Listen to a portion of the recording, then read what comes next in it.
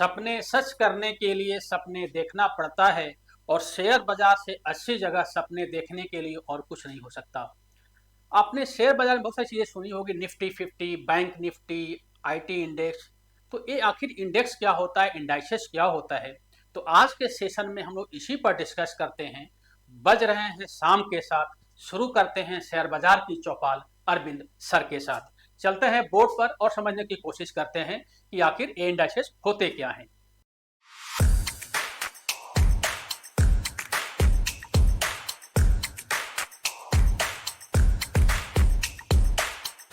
Indices share market में बहुत share trade होते हैं। कोई किसी पार्टिकुलर सेक्टर का होता है, जैसे मान लीजिए कुछ आईटी सेक्टर के शेयर होंगे, कुछ बैंक के शेयर होंगे, कुछ मेटल के शेयर होंगे।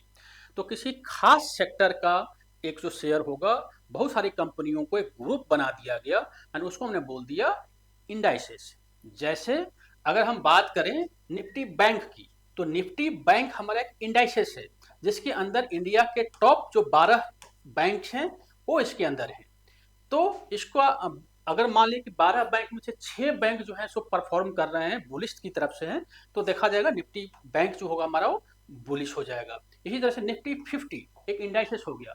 इंडिया की जो टॉप 50 कंपनी है ये ग्रुप के अंदर है। तो इसको हम आज ही समझने की कोशिश करेंगे कि आखिर ये इंडाइसेस किस तरह से स्टॉक मार्केट को प्रभावित करता है। एक हम लोग इंट्रोडक्शन देख लें। इंडाइसेस हम अभी समझा कि collection of stock that represent particular section. Nifty 50 50 कंपनियों का ग्रुप, निफ्टी बैंक सभी बैंक का ग्रुप। यानी हम एक साथ 12 बैंक में ट्रेड कर सकते हैं। अगर हमने निफ्टी बैंक का ट्रेड ले लिया, उसका हमने एक अगर शेयर का तरीका होता है, ईटीएफ तरीका होता है, अगर आपने एक शेयर ले लिया तो इसका मतलब कि आपका जो पैसा है वो 12 बैंक में एक साथ लग जाएगा। तो उसको बोलेंगे collection of stocks of a particular section that is called indices। जैसे निफ्टी 50 हो गया, बीएसई सेंसेक्स हो गया, बैंक निफ्टी। बीएसई मतलब बॉम्बे स्टॉक एक्सचेंज के अंदर, जैसे निफ्टी 50 के अंदर 50 कंपनियां ट्रेड होती है ना, इसी तरह से बॉम्बे स्टॉक एक्सचेंज के अंदर 30 कंपनियों का एक ग्रुप होता है जिसको हम बोलते हैं सेंसेक्स बोलते हैं, है ना। तो इस तरह से आप इसको मेजर कर सकते हैं।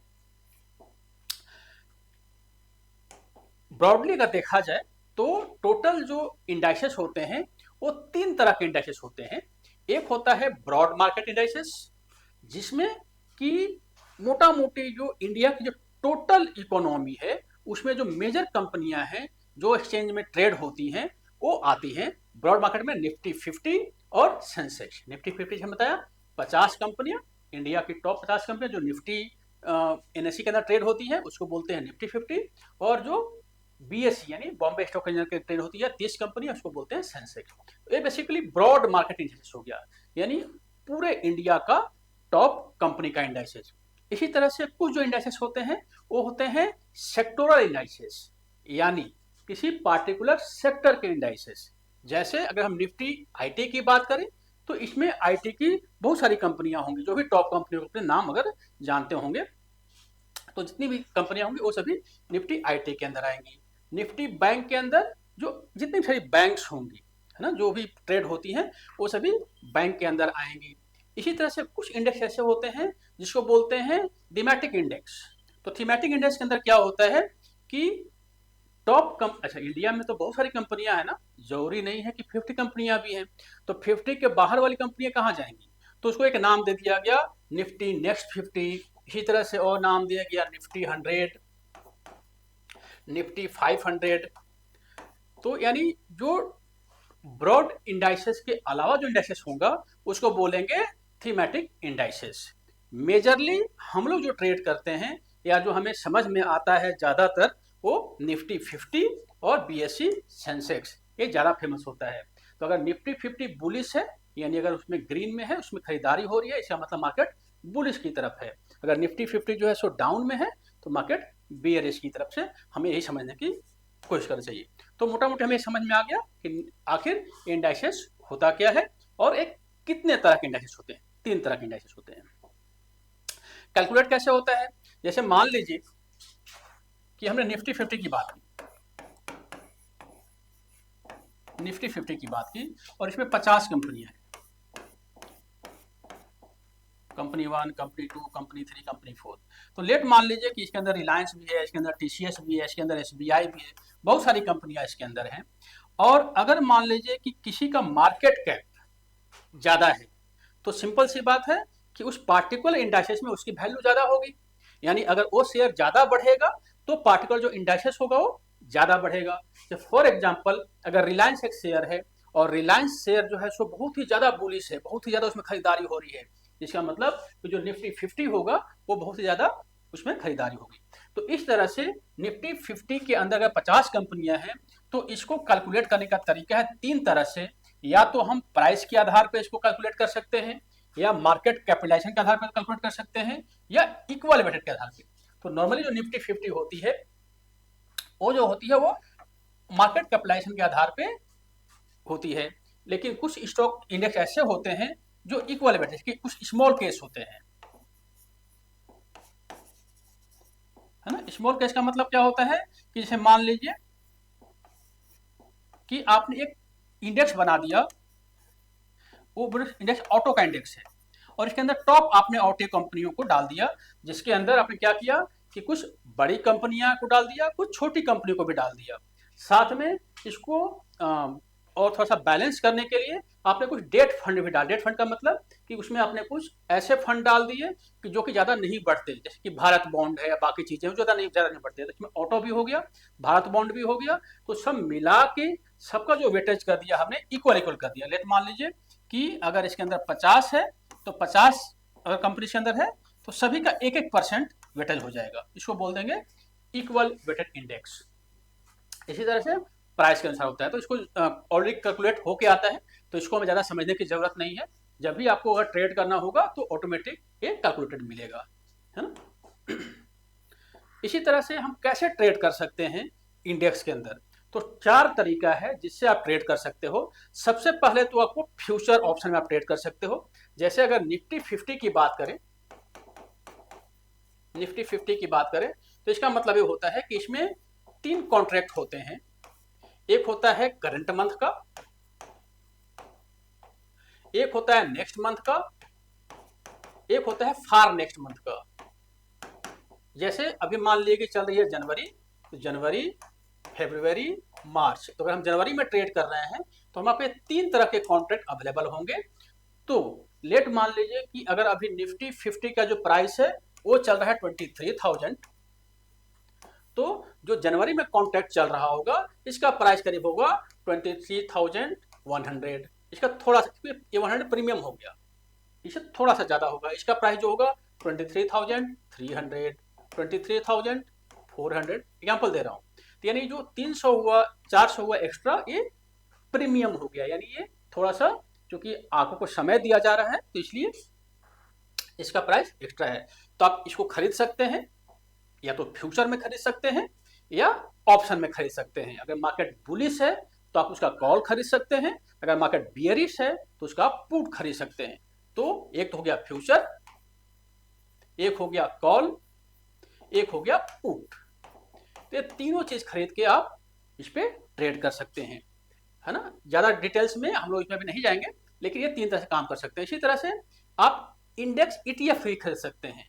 जैसे लेट मान लीजिए कि हमें फ्यूचर में काम नहीं करना, हमें बेसिकली बहुत ही साफ सफाई से काम करना है, शांति से काम करना है, हम डिलीवरी लेके काम करना चाहते हैं।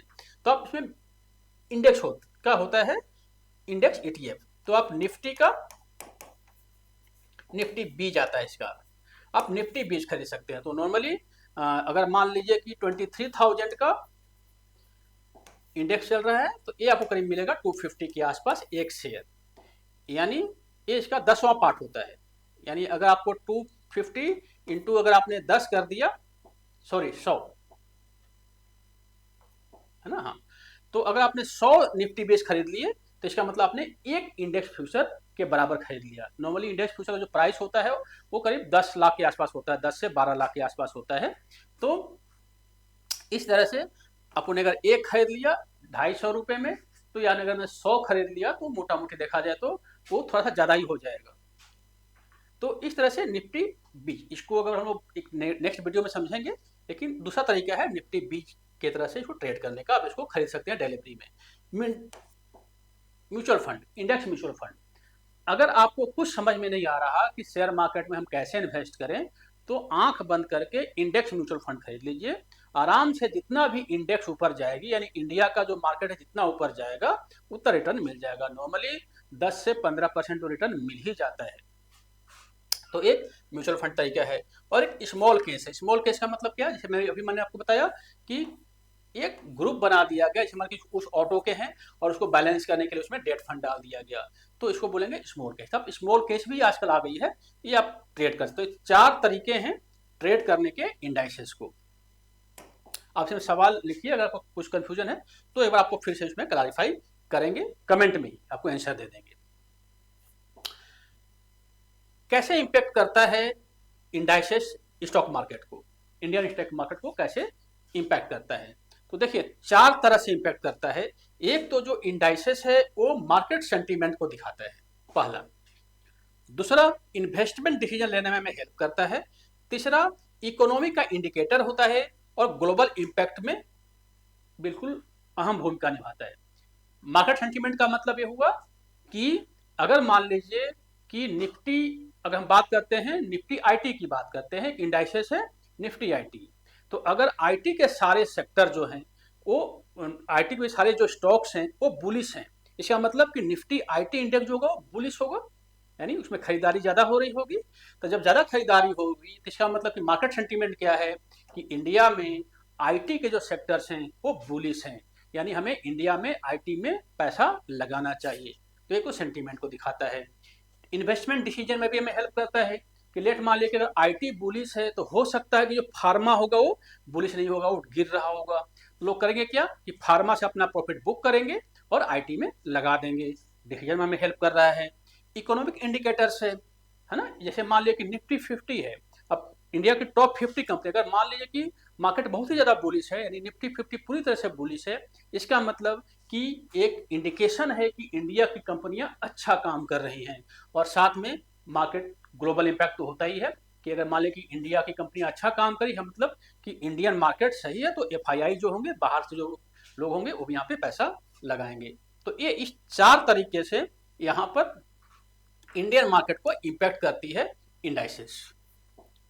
इसी तरह से बेनिफिट क्या है इन्वेस्टर के लिए, बस 2-3 मिनट और लगेगा। बेनिफिट क्या है? एक तो बेनिफिट है कि diversification, bench marking and investment instrument. Diversity का मतलब होता है कि लेट मान लीजिए कि आपने मन बनाया था कि आपके पास 1 लाख रुपए है और आपको जो है सो इन्वेस्ट करना है इसको इंडिया के आईटी कंपनीज के अंदर। आपने देख लिया कि आईटी का बूम आ रहा है, आईटी में एआई है, बहुत सारी चीजें अभी नई नई आ रही है, आपको इन्वेस्ट करना है।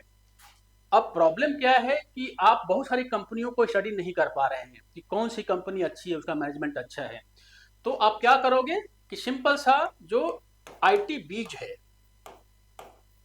यानी जो आईटी का इंडेक्स है, इसको बोलते हैं आईटी बीज, यानी ईटीएफ, एक्सचेंज ट्रेडेड फंड। जब आप जाएंगे वो ट्रेड के अकाउंट में, तो वहां पे आपको जैसे बीज लिखेंगे आईटी बीज तो आ जाएगा। तो अब आईटी बीज के अंदर लेट मान लीजिए कि 10 कंपनियां हैं जो इसकी पार्ट हैं, तो आपने आईटी बीज का शेयर ही खरीद लिया। तो उससे क्या हुआ कि आपने अगर लेट मान लो कि आईटी बीज का शेयर का जो प्राइस है, अगर मान लो कि ये चल रहा है 30 रुपये चल रहा है, इसका मतलब ये हुआ कि अगर आपके पास 1 लाख रुपए है तो 1 लाख को अगर हम डिवाइड कर देंगे 30 से, यानी करीब आपको 9,000 के आसपास शेयर मिल गए। तो आपने 9,000 शेयर आईटी बीज का ही खरीद लिया। जैसे ये आगे बढ़ेगा इसको बेच भी सकते हैं और नीचे गिरेगा तो उसको आप एवरेज भी कर सकते हैं। कभी ऐसा तो नहीं होगा ना कि सारी की सारी जो कंपनियां होंगी वो डंप हो जाएंगी, कुछ कंपनियां आगे बढ़ेंगी, कुछ कंपनियां लॉस देंगी, लेकिन अल्टीमेटली आईटी बीच में अगर आप रहेंगे तो आपका जो पैसा है वो सिक्योर रहेगा, क्योंकि आपका पैसा हर जगह पे लगा हुआ है, अच्छी कंपनी में भी और जो कंपनी लॉस हो रही है उस कंपनी के अंदर ही। तो इसमें डाइवर्सिफिकेशन का बहुत ही अच्छा एक फायदा मिल जाता है, हमारा जो रिस्क हो जाता है वो रिड्यूस हो जाता है। इसी तरह से बेंच मार्किंग मतलब कि आप जो है सो मार्केट से अच्छा इसमें इनकम कर सकते हो, है ना।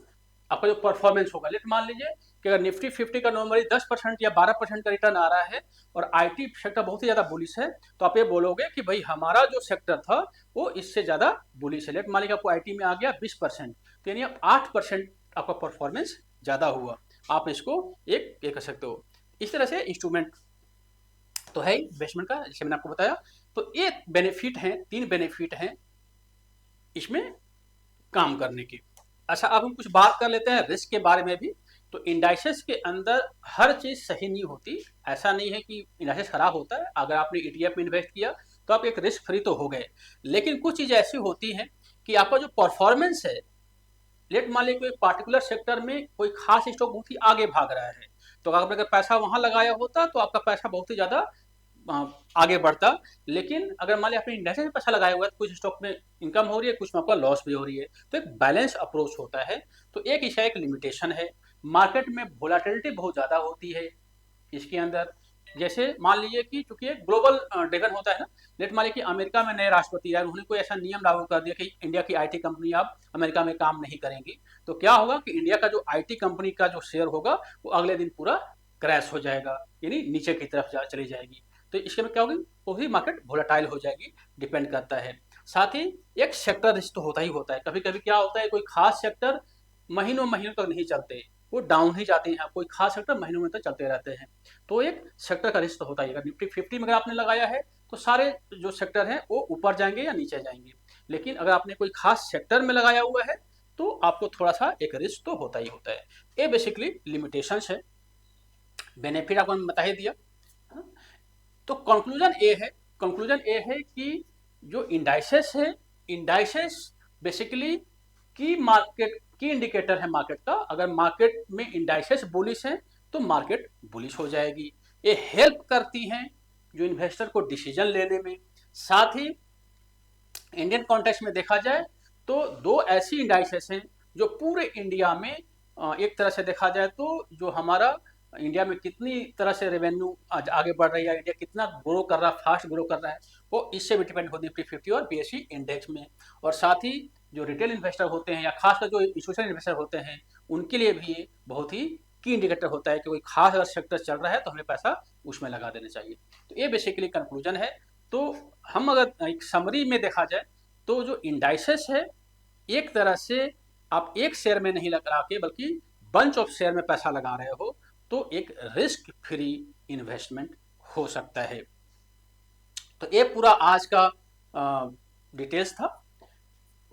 एक हमारा प्रोग्राम है एफडी शॉप का, एक अनाउंसमेंट है बेसिकली कि जिसमें हम लोग करते क्या है कि सबसे पहले जो हमारा प्रिंसिपल होता है उसको बैंक में रखते हैं और बैंक में एफडी के थ्रू हम ट्रेड करते हैं। एंड ट्रेड करने के बाद हमारा टारगेट होता है कि हम पैसे को धीरे धीरे करके ग्रो करें और साथ में पूरा वेल्थ को क्रिएट करें, ट्रेडिंग भी करें और वेल्थ क्रिएशन भी करें। इसके अंदर करीब कोर्स है, 200 घंटे का कोर्स है, जिसमें लाइव ट्रेडिंग वगैरह भी है शामिल है। बेसिकली लाइव ट्रेडिंग हम पब्लिकली नहीं करते, हम लाइव ट्रेडिंग करते हैं अपने स्टूडेंट्स के लिए करते हैं। तो ये सेम जो कोर्स है दिल्ली में अगर आप करना चाहते हैं तो करीब जो फीस है वो 40,000 के आसपास है। लेकिन अगर आप ऑनलाइन करना चाहते हैं तो 9,999 में इस कोर्स को आप कर सकते हैं। अगर आपको डिटेल्स समझना है तो आप हमें इस नंबर पर व्हाट्सअप कीजिए या फिर हमारा जो कमेंट बॉक्स है उस पर लिखिए, तो आपको पूरा डिटेल्स इसका भेज दिया जाएगा। वेबसाइट पर भी चीज़ें अवेलेबल हैं। तो ये पूरा इंडाइसेस के बारे में था, जो 4 रूल जो हम बार बार बताते हैं। तो ये भी एक बार समझ लीजिएगा कि कोई भी चीज़ इन्वेस्टमेंट करने के लिए ये 4 रूल को बराबर हमें याद रखना है। आशा है आपको आज वीडियो पर समझ में आई होगी। कहीं भी कोई कन्फ्यूजन होगा तो हमें जरूर लिखिए, हम उसका 1 to 1 रिप्लाई देने की कोशिश करेंगे। Thank you. जय हिंद, जय भारत।